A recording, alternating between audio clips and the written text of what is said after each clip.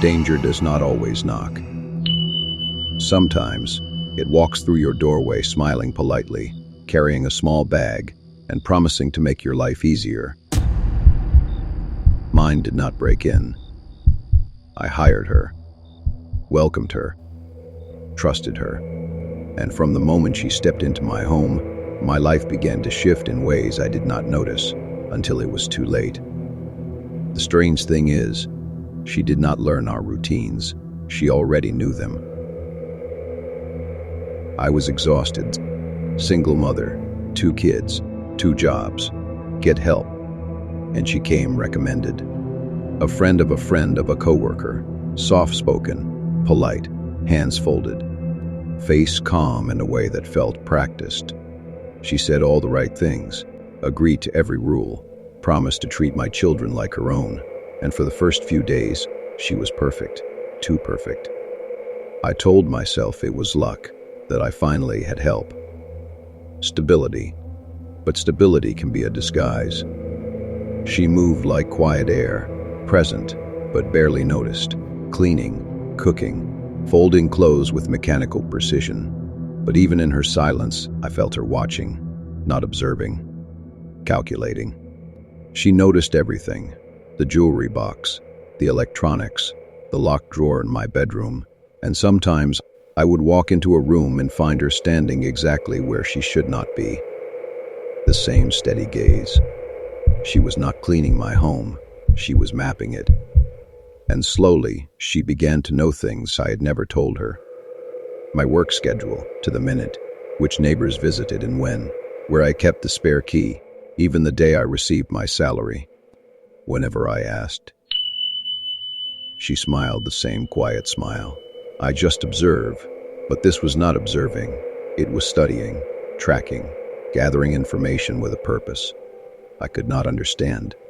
Not yet. Children see what adults ignore. Mine grew quiet, more withdrawn, afraid to be alone with her. She watches us sleep. She goes through our drawers. She stands in the hallway at night. I dismissed it at first. Kids exaggerate. Kids imagine things. Until my son said something that iced my blood. Mom, she knows when you are coming home. She always sends us to our rooms 5 minutes before you get here. 5 minutes, not 10, not approximated. 5, every time. That was when fear replaced convenience. She was not helping my home. She was controlling it. One night I came home early. No warning, no footsteps on the walkway, no car noise, no time for her to prepare. I opened my bedroom door and saw her standing over my locked drawer. The drawer was open. Her hands were inside it. She did not panic, did not explain, did not even pretend to be surprised. She simply froze, closed the drawer slowly, deliberately, and when she looked at me, her eyes were not soft anymore. They were cold, calculating. "I thought you were coming home later," she whispered. That was the moment I realized I had been watched more closely in my own home than anywhere else on earth. I fired her the next morning. No negotiation, no chance for apology. Pack your things. But she did not argue, did not cry, did not even ask why. She just said, "I know more than you think," and walked out without looking back. That sentence kept me awake for nights. What had she seen? What had she overheard? What had she touched? What had she planned? A week later, the neighbors approached me quietly. Small valuables had gone missing. Sentimental items, late-night appearances outside windows. One neighbor said she had tried to befriend her teenage son in a way that felt too intentional, too invested. Another said she would seen her standing outside in the middle of the night, staring at my windows for long, unmoving stretches. She was not helping families. She was infiltrating them. Predator disguised as a woman who just needed work. A watcher disguised as a helper. A threat disguised as silence.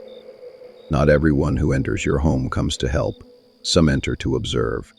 Some enter to take. Some enter to collapse the safety of your home from the inside outward. Anyone who knows your routines, your locks, your hiding places, Your vulnerabilities, your children's fears, has power over your household. Quiet people are not always safe people.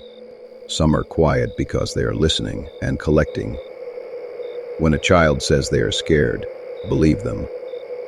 The strange part, months later, I still feel like I am being observed. I changed the locks, I changed my routines.